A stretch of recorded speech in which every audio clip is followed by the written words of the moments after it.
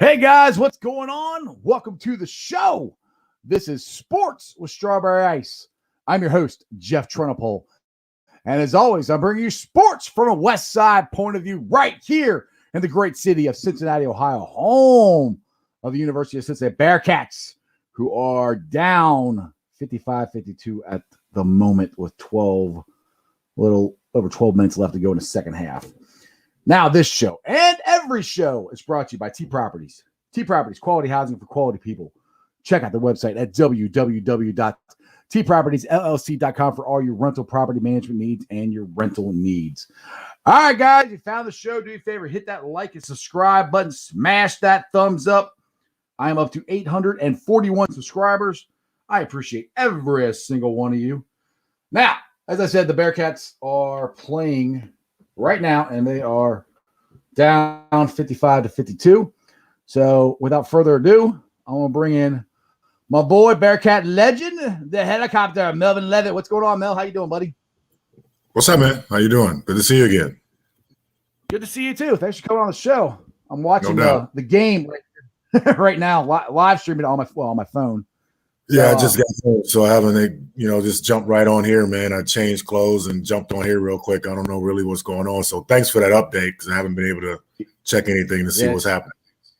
It's 55-54, 11:56 left. Eason just fouled Forbes from Tulane, and Tulane went nuts, like he killed the guy, and all he did was block him, and Forbes went down the ground. That's one thing that I think people overreact to hard fouls anymore.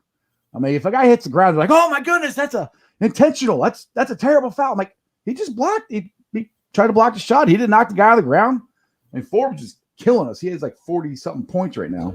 Wow. But that's this was one of those type of games, man. They're ninth in the league. It's a game that should probably have been dominated or should be dominated, but it's any given game, man. And the NCAA, obviously, as we spoke about earlier this season, about how everything is transpired. So, Tulane was going to come play basketball, regardless if they're ninth in the league or not. So, right, exactly. And I want to get to now. We had another guy. We've had two since the COVID. I call it pause. The Bearcats are 5-1 right now, and now we've had our second player. So I'll put up his Instagram post from last night, basically saying he's not transferring. He's just needs a mental break. And that's where I think fans need to realize that these are still young men. I mean, you're talking 19 to 20, 22-year-old guys. And for them to play basketball right now, they basically have no life. They really can't go anywhere because you don't know where you're going to get the COVID-19 from. You have to get tested every single day, and that's a lot on them. So I can understand, he needs a mental health break. And the thing is, it's not like he's quitting the team. He said he's coming back next year, and I'm just tired of Bearcat fans getting on the players and getting on Brandon and saying this isn't Bearcat basketball, this isn't that. Like, this is a different year, unlike any other year that we've ever had. We've had multiple guys opt out. They couldn't practice that much during the season. They had a break. I mean, it's just I don't know. How do you feel about the way the fans react to Brandon and just the players in general? I don't even pay attention anymore. I posted my last thing about the fans in the Bearcat Country group on Facebook, because again, it's atrocious how people speak about things that they really truly don't know anything about. And you see comments from people that just, it doesn't make sense how they even word things. So again, it's just something that you just got to leave alone. Now, as far as, again, the season goes and these kids, you don't know what's going on in anybody's mind. And that's the problem with adults today. Mm-hmm. That sense of ownership, or that sense of you have to do this because I'm invested in you with my fandom or my feelings. I mean, put your feelings to the side, because if this was your child needing this mental break and people were coming down on them, you will be the first to defend it. So again, people don't do enough of what they should, as they always say, put yourself in somebody else's shoes. And people don't do enough of that. And especially, again, when it comes to these younger guys and obviously these college athletes who they figure already have everything handed to them anyway. Right. And they're probably figuring what, really mentally could he be going through. But again, that's not for you to question. That's not for me to question. David decided to make a decision based on his, mind state and what he was thinking. And we have no choice but to respect that, man. That's how things go. And again, we as the public got to deal with that. But again, this is what social media has done. Social media has made you feel or made you in this mode of, attack, just to get your satisfaction or get your feelings about the situation out. And again, it's not about you at the end of the day. It's about these kids, and let these kids be kids. Exactly. And I think, and honestly, I think people should also quit coming at JB. I mean, since the COVID break, they're 5-1, and the only game they lost, then they got blown out by Houston. And like I said, Houston is number 6 ranked team in the country for a reason. They're good. Bingo. And that's another thing. And again, to even argue with someone or even go back and forth with somebody who even had anything to say about really that loss. I mean, yeah, getting beat by 40 some odd points is never good.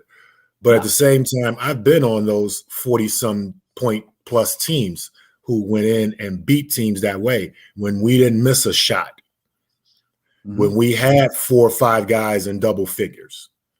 Okay, when we were ranked high for a reason, because our system and what we did on the basketball floor reflected that.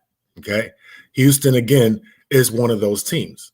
They have a style of basketball that's very, very attractive, which, again, all those types of things to voting and all that plays a part. But ultimately, they play good basketball, and they shot the lights out.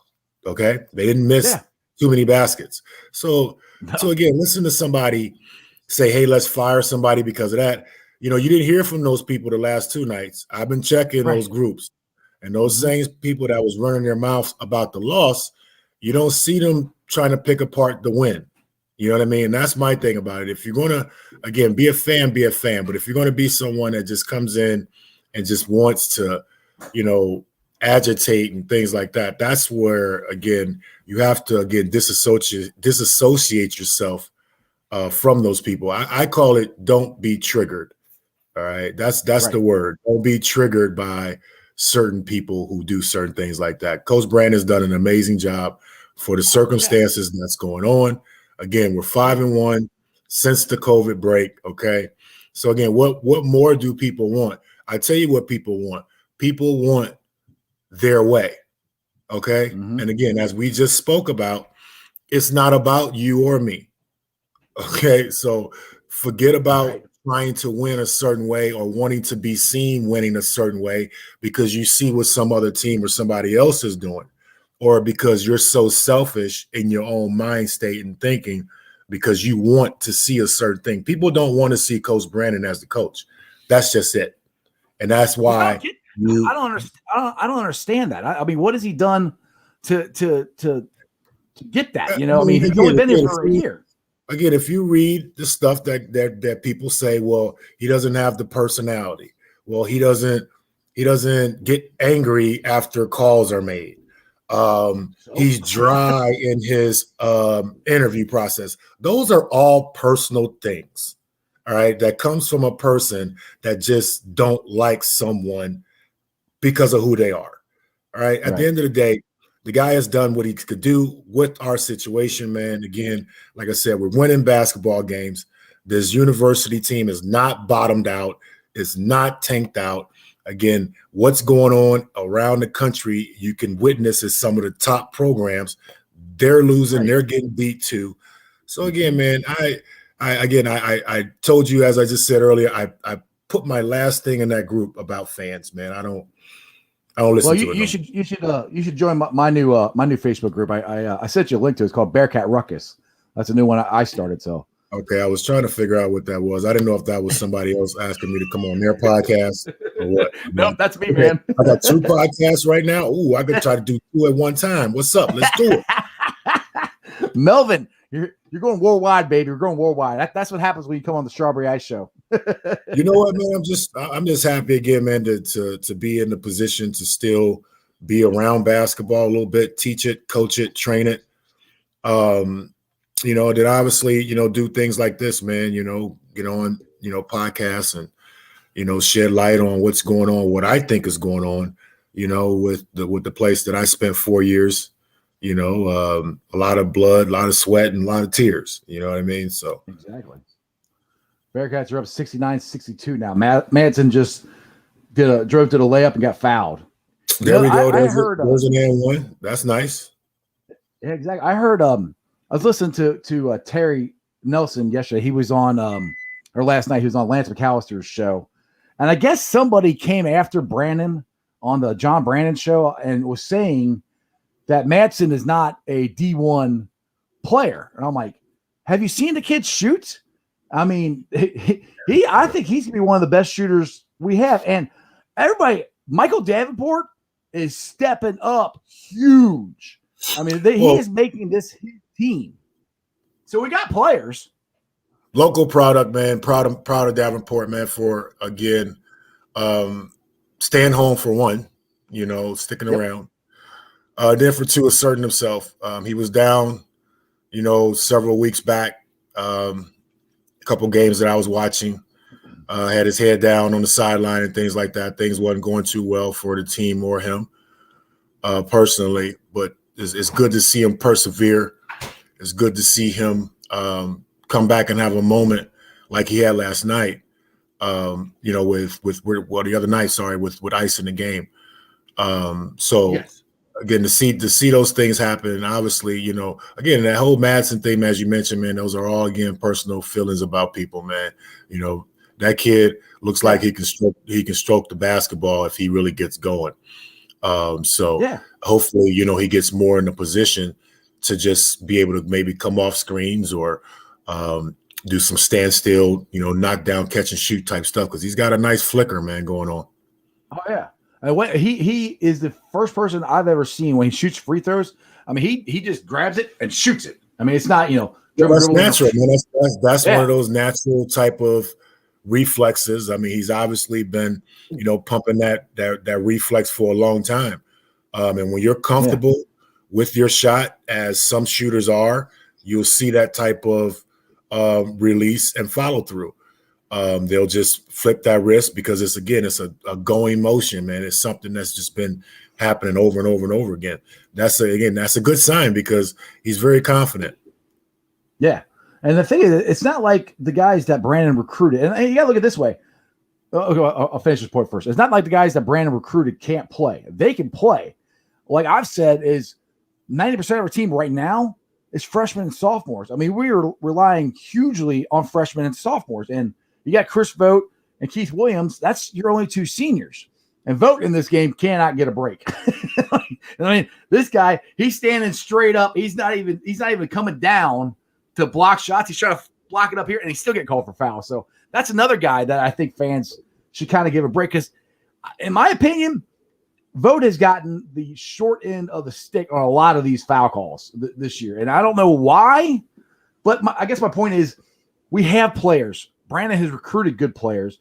He's had, I think, 7 now opt out. I mean, anybody, you can take North Carolina, Duke, any of these other ones. If they've had 7 players opt out, they're going to be in the same boat we are. And like you said earlier, the 13 winningest programs UC is on that list. None of them are ranked. And that should tell you something right there about college basketball and what teams are going through. Right. Nobody really wants to look at that pass. They just want to, just kind of view what they see and just kind of have their opinion about, a situation. But again, like as spoke about with the top teams around the country, man, everybody's taking their lumps. You know what I mean? And again, if they have players, as they have had, some players opt out, and you've seen what happened at some of those universities where kids decided to opt out. Things are not going so well for their basketball teams or their football team as that season just passed. Right. But for us, you know, for it to happen to us, I think it was just that more of a personal feeling for a lot of people, not expecting it and wanting to place a blame in a certain area. They want to place the blame on the basketball program and where they think the basketball program is and where it's not going and who's leading it. That's where that opt-out blame really goes to. And again, a lot of these people are not really, again, taking into consideration, again, these guys' family is in their ears, obviously the relatives and things like that. And, you know, and these guys are listening more so today than, you know, I'm not saying that we didn't listen, you know, back in our times when we played or to those certain type of things, but guys are listening a little bit more nowadays to, you know, things that's going on. They listening to, you know, their surroundings a little bit more. And they're a lot more cautious about situations. And again, we cannot fault them for, you know, having an educated mind state about their process, man. You know, who knows, again, really what David is going through. You know what I mean? We can't really get in his mind and understand what's going on. So again, we just got to support him, you know, wish him the best, that, you know, hope that he does come back to be a Bearcat.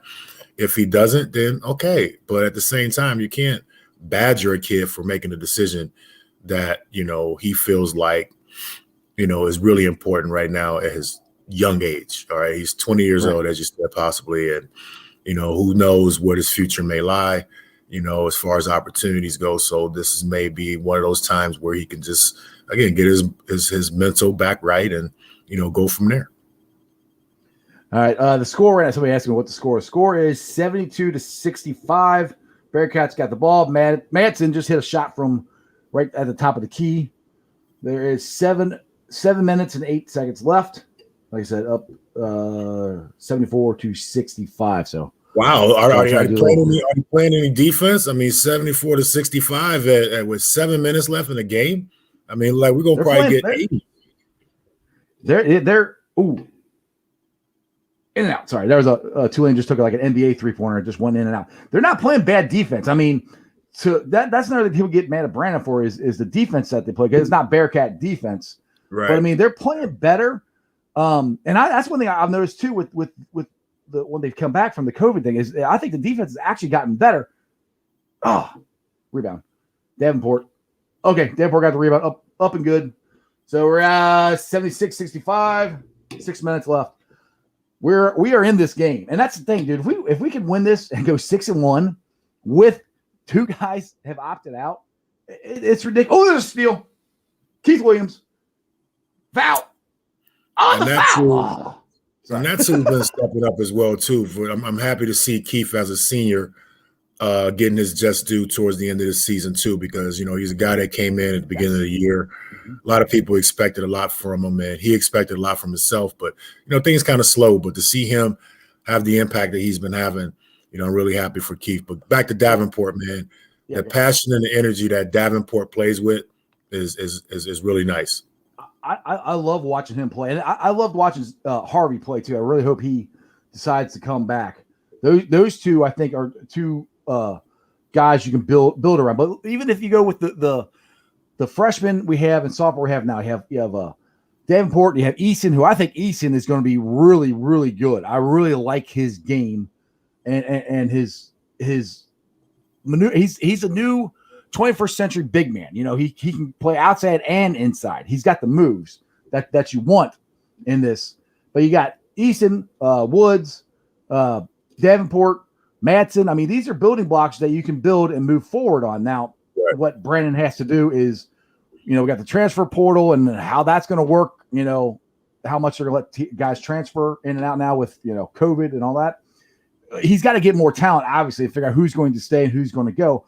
But it's not like this one that drives me down. The people who complain about John Brandon were the same ones that complained about Mick and how we didn't have the offense and all we ever did was play defense. So now we got a coach who's more offensively than defensively. People are complaining that you don't play enough defense. So and the thing is, you're never going to win, man. Right. And Mick Cronin, you're never going to win with certain people, man. I'm telling you. Right. Exactly. And the thing is, people forget Mick Cronin didn't make the tournament for 4 years. I mean, oh my goodness, Deontay Vaughn. One of the I felt so bad for him. He never got to play in the NCAA tournament. He was here for 4 years and never played. So that's where it's just people like your comment that you had on Bearcat country. I actually commented on like, yeah, nobody's coming after Brandon now. They had two guys. Well, they didn't do this and they didn't. I'm like give me a break. Dude, they won. You know what I mean? They won. That's what I'm saying. They won. They're 5-1. They won. You know I mean? They won. Again, no matter how many points it was by or what the shooting percentage was, they won. And again, at these times, you cannot tell me there's not any team out there that would not take a win. Okay? Right. During these types of seasons, man. No, I mean, you cannot tell me at any way it comes.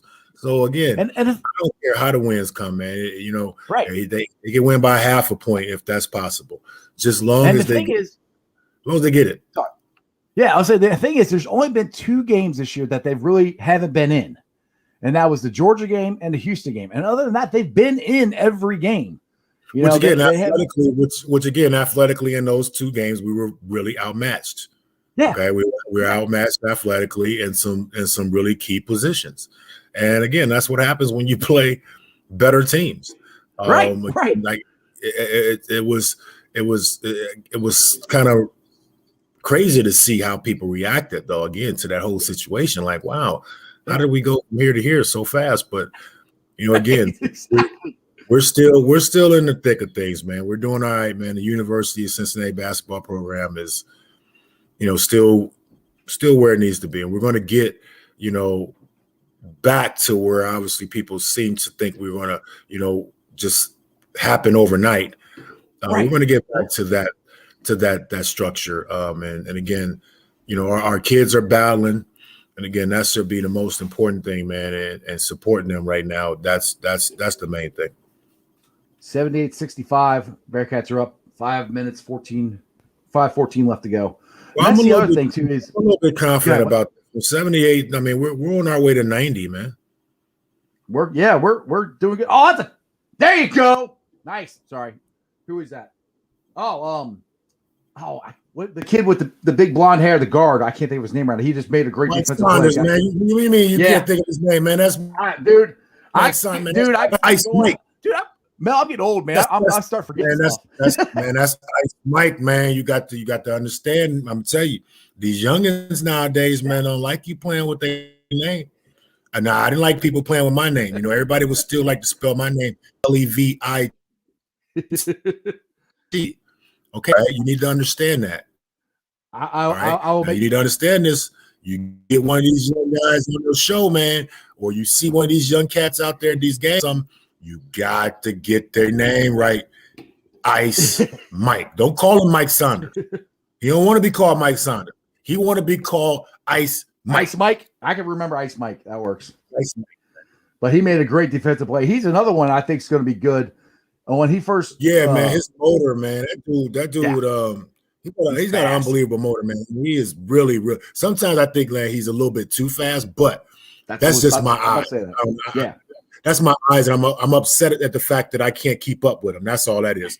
But that dude, I'm telling you, he's got some quicks, and if he get a couple people on the wing that'll run with him, Zach Harvey would have stuck around, or if Davenport can really develop as that wing athlete. I'm telling you, man, Ice Mike can press that ball, man, and really make some things happen.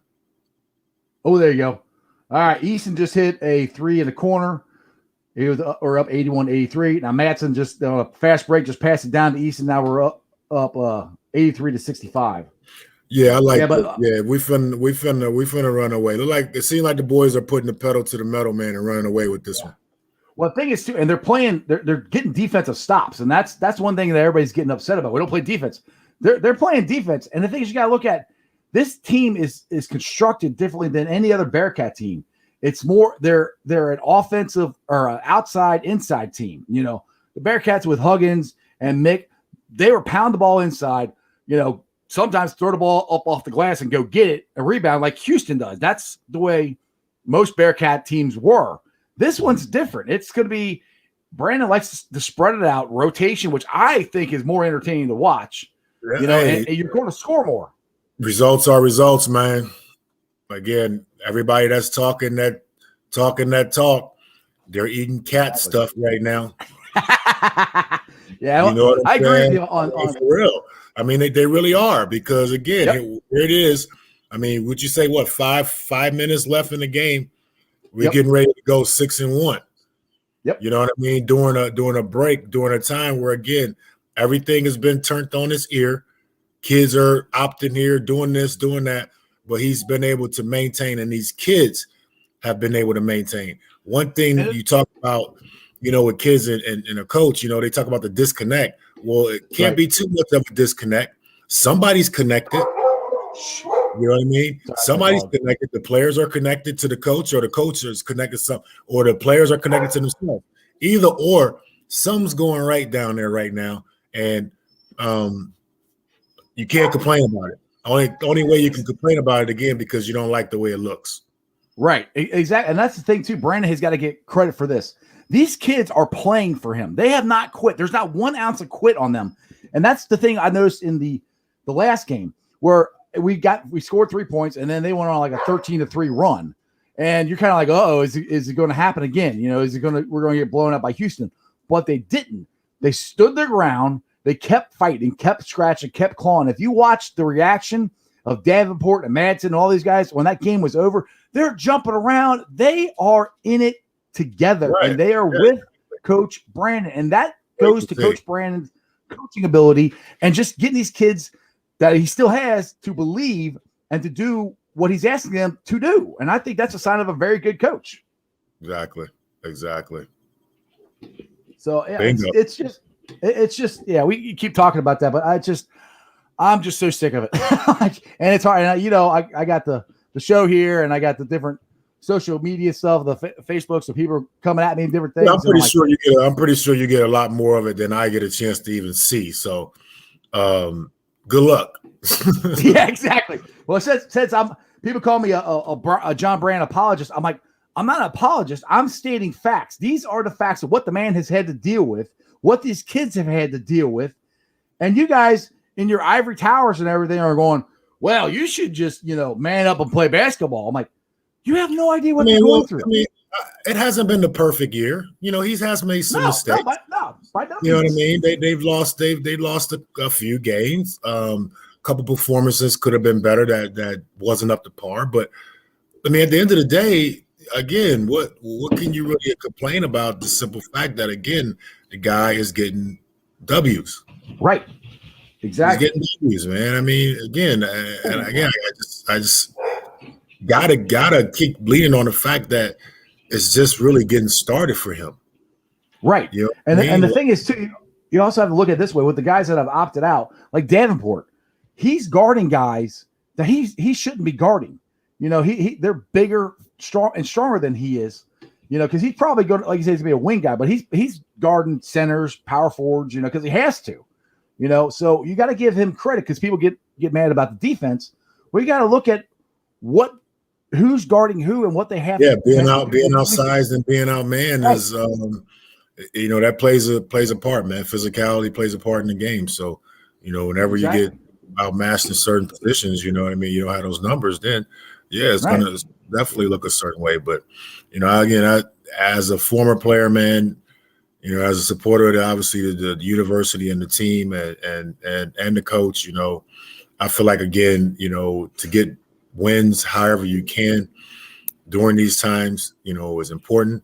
We're winning some games, finding out about ourselves as a basketball team with winning close games and playing through, a tough time like this. Hopefully these guys get a chance to reopen things back up next year. That's good. I love that. It'll be fun to see, because what they've done this year together and battled through a time mentally together, I think it's pretty cool, man. It needs to be, some credit thrown in that direction, for those guys doing that. Exactly. It's going to make them stronger in the long run. All right, I got a question here from Crypt Keeper. It says, Melvin, could you touch the top of the backboard back in the day? I can touch the top of the backboard now. Woo! Throwing it down, baby. No, man, I don't want to put that out there like that because then people are gonna be hitting me up or going to social media.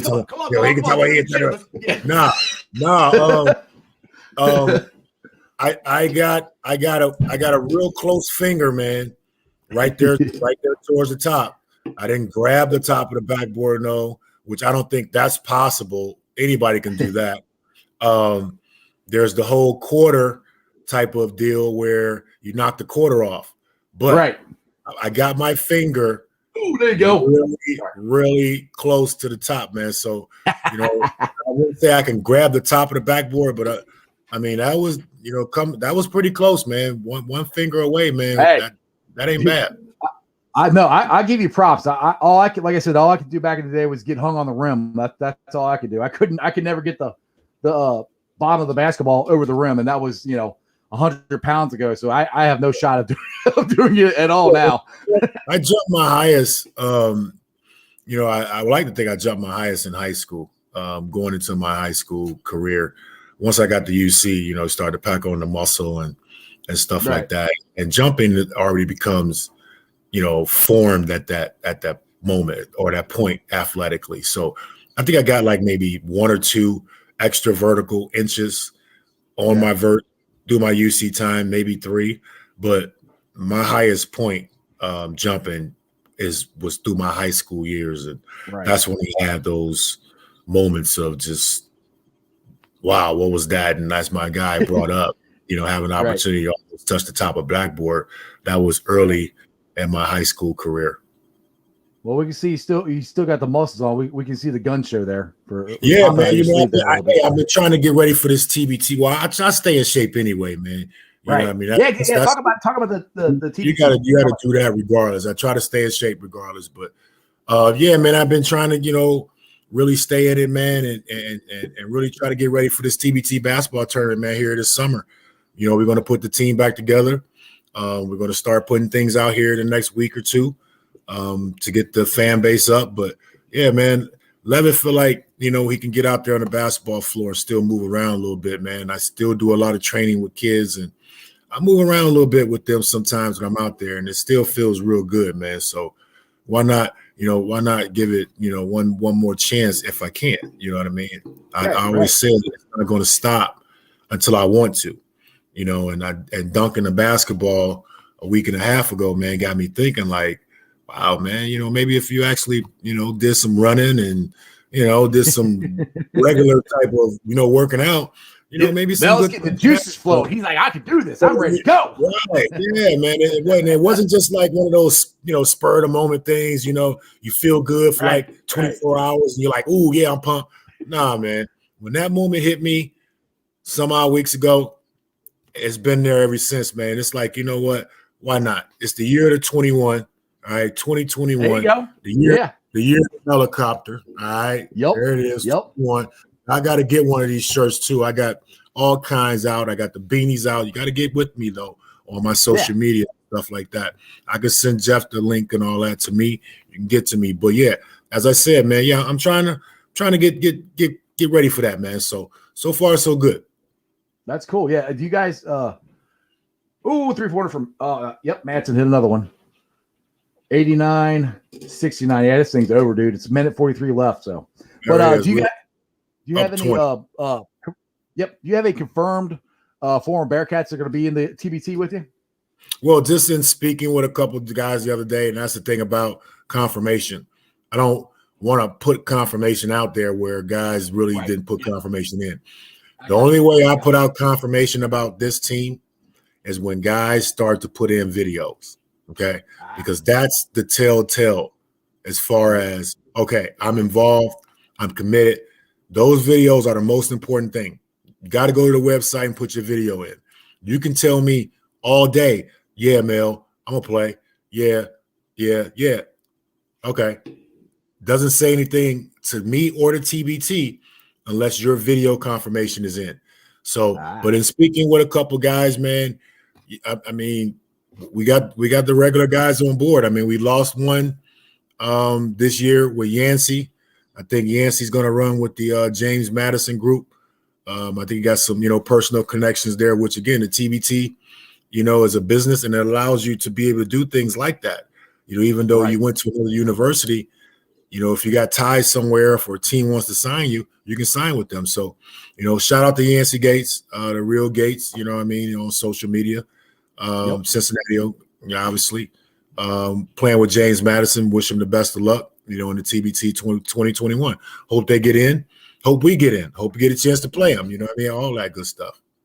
So what you're telling me is all I have to do is make you a video and I have a chance? Man, I'm going to tell you what. When this thing first jumped off, man, you had all kind of things going on. You had all kind of videos coming in from everywhere. You had all kind of teams being formed and stuff like that. And it's all about your credibility, man. If you can get a video and put some things together, skill wise, and then you're not asking for a lot of money on the payout, you might get a roster spot. Shoot, how about I just be the guy, the big super fan on the bench, just cheering you guys on? Yeah, that works too, man. You know what I mean? We can use that stuff, man. Definitely, the more fanfare, the better for us.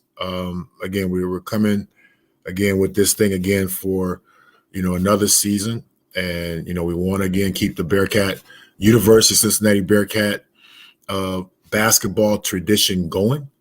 And, this is a one way, again, to participate in this tournament to be able to do that. So I'm going after the normal crew. I talked to Octavius Ellis the other night, talked to Farrah Cobb, guys like that, man. We're hoping, really want to get in and want to do it. Coriante DeBerry again is coming back. So we should be all right. Now, some of these guys are well, actually, I don't know. Are any of these guys actually still playing professional, like overseas or anything? Yeah, they're all over there. They're all playing right now. Yeah, okay. Farrad's playing. Octavius playing high level. Coriante's high level as well. All these guys have been still out there on the grind, man, which is is pretty cool. And that's the thing about trying to establish this a little bit more, and that's the important thing. Is making sure people know what these guys are doing. These guys are still out there on their grind, man. They're still out there playing places. Justin Jackson, I just saw. Is still out there playing on the grind. Sheck Moj, is out there on the grind. Ibrahim Thomas is out there, but these are people that you don't hear about. Right. And that's the cool thing too, is you can keep up with these guys. This stuff not talked about because they're not per se were some of the most popular Bearcats of others. You know what I mean? But at the end of the day, man, they were Bearcats. You know what I mean? Exactly. They played here for the University of Cincinnati, and they're still out there, earning a living, playing professionally, doing their thing, man. So I want to keep that light shining a little bit, as far as that going, what those guys are doing, man. And again, this tournament is that opportunity to keep people, up to speed and keep them in front of us. All right, just give you an update. Bearcats won. Davenport had a career high 27 points. I'm trying to see what the final score is. They're doing the highlights here right now, but this is a good win. This is like I said, man. Everybody just needs to give them a break, dude. They're 6-1 now. 6-1, and we've had. Can't complain, man. Can't complain about that. That should be everybody's post. Yeah, 6-1. We're not going to the NCAA tournament, which that's we had a good run. We went a lot, but we got a shot. We could go to the NIT. Who knows what's going to happen? Didn't we not go to the NCAA tournament a couple of years back with another person? Yeah. For like 4 years, we didn't go. That did happen, right? Okay, so I'm just asking, just so people understand and they can hear that and compute before they start, going into the off season talking about what we didn't do this year. There was a previous coach that didn't make the NCAA tournament as well. All right, so keep that in mind when you start throwing rocks at people and things like that. You know what I'm saying? Right. Well, that's the thing too. I think this kind of happens with. I love Huggins, and I'm not trying to downplay him at all. But people forget even Huggins' last couple years. It's not like we went to the NCAA tournament. We still were getting out in the second round. Everybody thinks that it's the Bearcat program and we're going to the Final Fours and Elite Eights. that hasn't really happened in a while. I mean, that was Huggins in the 90s and when you were playing on the team. That's what you guys did. But the team since then, I mean, Mick, his team made it to the Sweet 16 one time. One time in his entire coaching career at the Bearcats, he made it to the Sweet 16. That's it. So I got a feeling when Brandon gets this going, we're going to go farther into the tournament because the thing about tournament teams is, to me, the teams that go the farthest are guard oriented. You have you have 2 or 3 very good guards. You got to have a back. Your backcourt, and especially now with this new age basketball, right? That they play, man. Your backcourt, you better have some numbers in your backcourt too. Yes, three or 4 guys at least. Well, not just have some guys that can play. You better have some numbers. So in establishing good guard play, as you just said, is key. And I think our guards are developing. I think again we got some good guards in some good situations. If they can continue to develop the right way, I think our backcourt can be pretty good. I mean, a guy like you said, like Madsen, who's confident as he is only going to get better. He's only going to get more confident as he continues to get older and play and mature. So, I mean, I'm excited for things like that, to be seen. Teron Easton, another one who's going to continue to get more confidence, more swagger as he goes on because he's starting to feel the game a little bit as he plays. He's starting to get a lot more comfortable. And once those things really start to click, man, you're going to see, again, what people obviously want to see from the start. You know what I mean? People want certain things from the start. What was your prediction? How many points did you think the Bearcats could score on this game? Tonight? Yeah. I thought, we was going to at least get – I mean, I wanted them to dominate the basketball game. Obviously, it's a game that we should have dominated and we should have won big. But I was thinking at least, we'll get close to 90. We did. The final score was 91-71. 91-71. There we go. We gave them a dub. Yes, you know sir. what I mean? We dubbed them. Yep, got them a dub. We dubbed them and we got a dub. Double dub. I take that. Exactly. Double dub. All right. Crip wants to know, where was the worst place you played in Conference USA? The worst place. I think I know, but go ahead. Oh, wow. The worst place? As far as, what is he? I mean, I'll answer that a couple ways. I would say as far as the crowd goes. The worst place is as far as probably the setting. Okay. I'll take you through the setting first. Worst place as far as the setting playing a basketball game was either the University of Tulane at that time. Right. Because their gym, it's a bandbox. It probably still is a bandbox, but it looked like a high school gym. Right. It was really, really small. Right. Southern Mississippi, I didn't like their setup the way that went because that was more like a small Division II, Division III type of setting. You know what I mean? Right. It was loud, you know what I mean? But it was just, it felt like, you really couldn't get a feel for what was, really going on out there on the floor or something like that. Not far as spacing and all that go. Right. Now, as far as fans, I mean, fans are terrible, man, wherever you go. But with Conference USA at that time, it was brutal. Yeah, right? Especially against you guys. Wherever we went, it didn't matter, man. It was terrible. My top 3, okay? 1, St. Louis. Yep. The Billiken was, man, I couldn't. I hated to go to St. Louis. Why? Because they were going to make sure that you heard them the whole time. All right. They had new chants for us every time we got there. I don't know. And that's the thing about social media. If social media was really going on, they would have had a field day. But I never knew how they found out some of the stuff that they found out about some of the guys on the team at that time that they were chanting, in the crowd.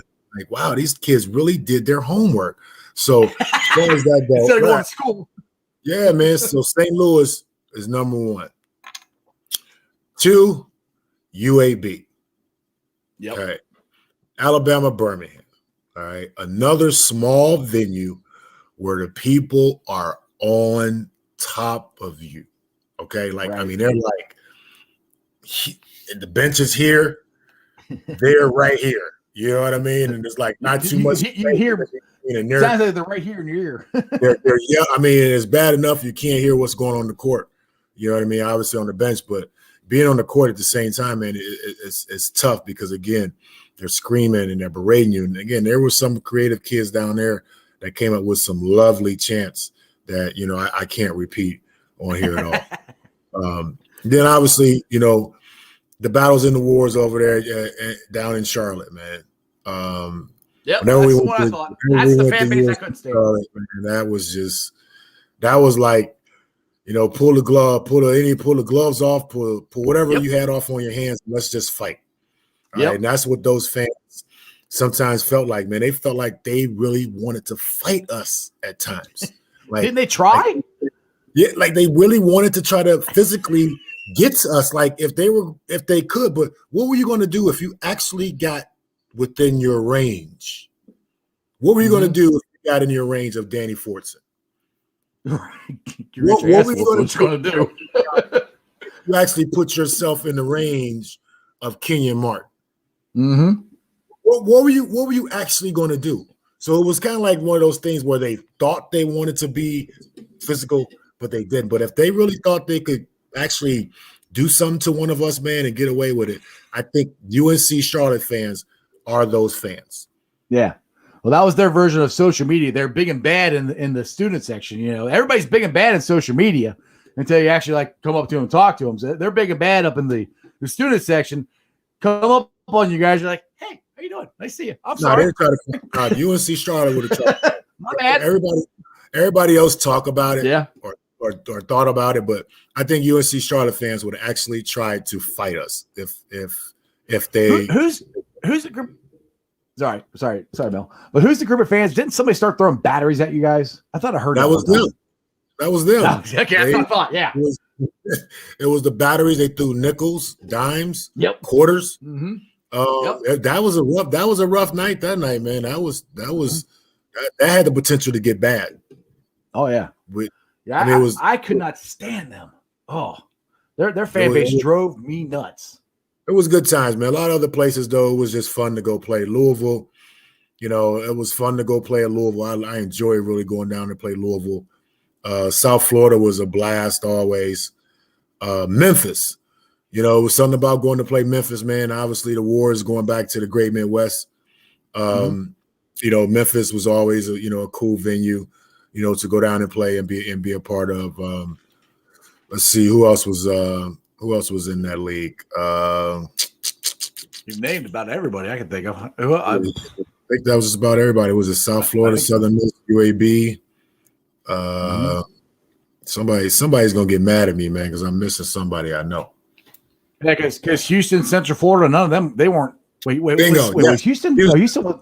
Houston. Yes, Houston was the. Yeah. That was it. Yeah, because that's when I think Clyde Drexler was their coach. I'm not sure if he's coach when you played or not. We went down there and gave him a 40 dub. Exactly. So for them to give us a 40, they was probably looking at that film from back in the day, like, man, we got to get them back for that, man, because these boys came through here, and man, it was like a tornado came through Houston, man. We really swept them boys up, like that team that year, man. And we put a hurting on the Houston Cougars that year.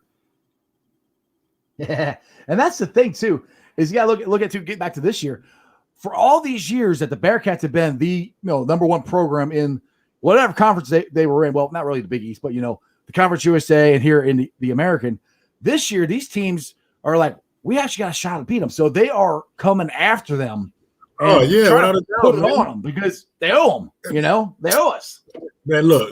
I'm gonna tell you what, and it's a shame it does, and this is probably gonna make you think a little bit. To opposing teams, the name across the chest, Cincinnati, does not lose its luster. Mm-hmm. For some reason, though, it does with the fan base. I don't understand that. No, yeah, if the opponent that you're playing is trying to wring your neck. Mm-hmm. Okay? That should still tell you what that means. It means a lot. And you should still feel like this basketball and this university still feels a lot because teams are trying to take our heads off. And they're going to. Mm-hmm. It's just like all the guys that are playing against the LA Lakers right now. Have you seen all these guys that formerly played for the Lakers? When they play against the Lakers, how they're trying to take their heads off. Mm-hmm. Jordan Clarkson, Brandon Ingram, those guys, Julius Randle, those guys are going at the Lakers. Why? Because they've got something to prove. And that name across that chest, they're trying to prove something to. It meant something. Exactly. So they want to get back at it. You know what I'm saying? They want to get back at it any way that they can. May not get back at LeBron, but they don't get back at that Lakers logo. Right. Well, if you look, and the thing is, if you look at the way Houston and Kelvin Sampson has designed his team, who did he design it after? The Bearcats. They play the way we used to play. That Houston team is the Bearcats. Tom Izzo at Michigan State. You know what I mean? He took our style and brought it over to the Big Ten. Right. You know, the rebounding first, the physicality first, the defense first. That doesn't go away. That's the thing. That never goes away. Sorry. So again, I mean, it's a mantra, man. Mm-hmm. It's a mantra. Yeah, that's the one thing. Defense and rebounding usually never goes away. Your offense comes in and out, and that's one thing we've all loved about UC. We're known for toughness, defense, rebounding, stuff like that, and that's not going away. And it's not going to go away with this team either. It's just a rough year. You just got to relax. Well, hey, like I said, man, they won the game the other night on the defensive stop, and they did. We say they gave up 71 today or 75 today. You know, but they put up 71, but they put up 91. So, the defensive effort is there. 71 points in a college basketball game, you know, sometimes gets you beat. But if you look around the league, their league, or if you look around NCAA basketball, point totals are up, you know, for all teams. The offensive outputs are off the charts for some teams. So again, to be able to go out here and put up this type of points, but I feel like, again, we had to because of, you know, Tulane's positioning in the league. We had to, you know, kind of put our foot on their throat a little bit, you know, sorry to coach. Is it Rod Spencer? Is that his name? Yeah. Sorry to him, but, you know, we had to put our foot on their throat because of the positioning that they're in the league and where we are and what we're still trying to prove. Well, they had a guy, Forbes, I don't know his first name, but Forbes for Tulane, he went off. I think he had Davenport at 27. I think Forbes had like 47. I mean, that kid was ready to rock and roll, and he came in here ready to rock and roll. Oh, he was shooting, Mel. He was shooting threes from outside the gym, and they were going in. Wow, I mean, he was killing it. I mean, and that when a guy's that hot, you can't defend that. I mean, if he's going to shoot the ball from half court and he goes in, what are you going to do? You know. It was good to see Davenport, though. You know, had a game like he had again. He's building off performances, man. He's starting to find himself.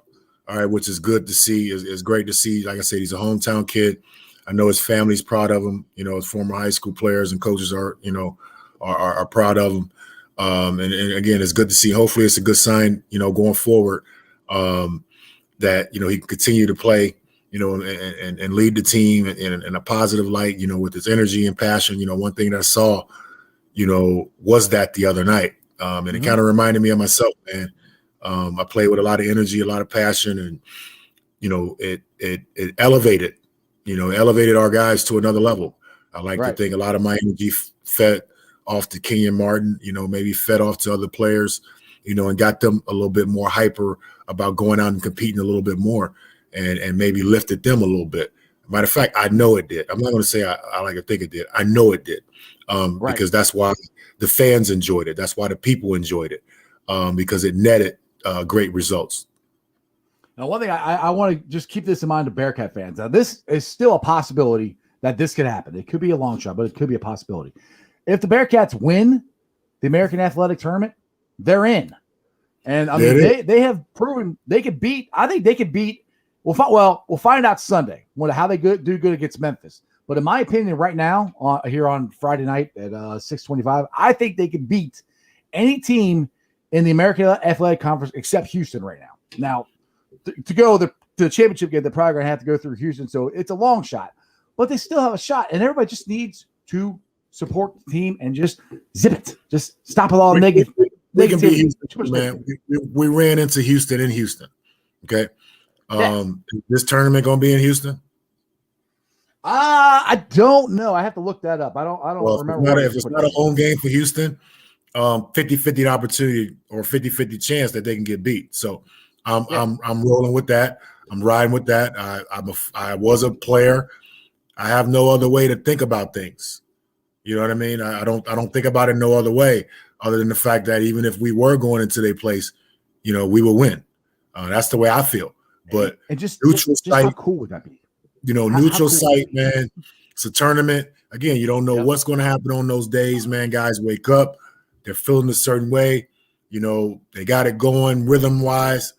And you see how the ball bounced during that time of year, man. So, I'm excited about it, man. They get a chance at least. And that's all you can ask for.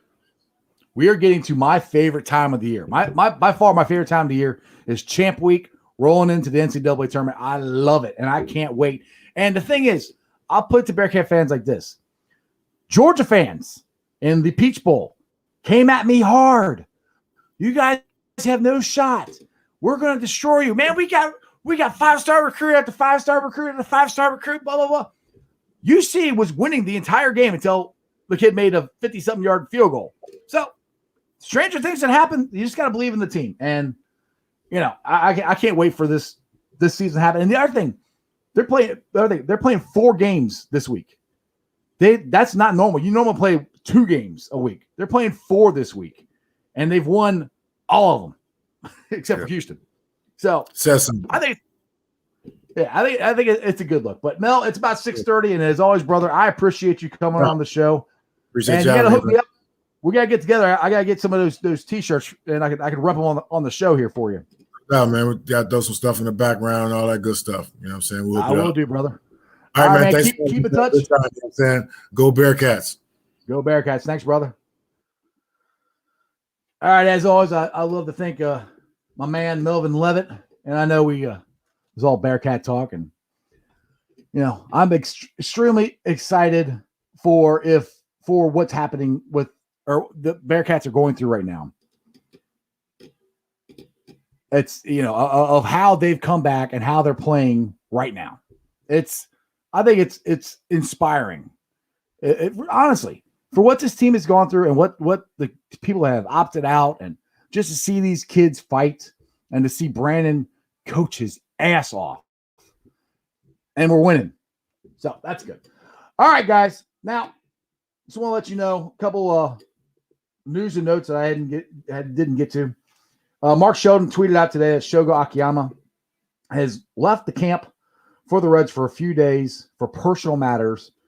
It is not COVID-19 related. So that's news of today in the Reds front. Bengals, I thought this is kind of interesting. I'll give it to my boy, Bengal Jim. He posted this on his site. Top kicker free agents. Guess who's number 6? Our boy, Fat Randy. I think that's kind of interesting. And another thing, Mike Moustakas was on a Zoom call earlier today, and just explaining about how last year was tough, which everybody knows last year was tough. And he said it was hard for him to get comfortable and get close to the guys because you couldn't go anywhere after the game. You couldn't go out to eat. You couldn't go out and have a couple drinks. You couldn't go out and watch a movie.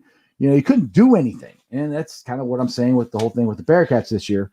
They had to be in a bubble, get COVID tested and everything. It's a lot harder than people actually give these guys credit for. So, like I said, as always, I like to thank Melvin Levett for coming on the show and invite you guys to check out the Facebook pages that help me live stream or let me live stream on them. They are Who Dey Nation, Ohio State Bucknuts, Cincinnati Reds riding for third and heading for home, and my group, Bearcat Ruckus. I invite you guys all to join those groups. They're Very fun groups to be a part of, very interactive. And they can follow me on all my social media platforms, all under Sports with Strawberry Ice. I'm on Facebook, Twitter, Instagram, and TikTok. I'll be pulling the sound off later on today, putting up for the podcast. So if you missed the show and you want to listen to it while you're driving around or getting ready for work or whatever, check it out. I'm on BeanPod, iTunes, Apple Podcasts, pretty much wherever you get your podcasts. YouTubers, we're holding steady. We're at 841. I appreciate you guys. Let's try to get that rolling to 1,000 as fast as we can.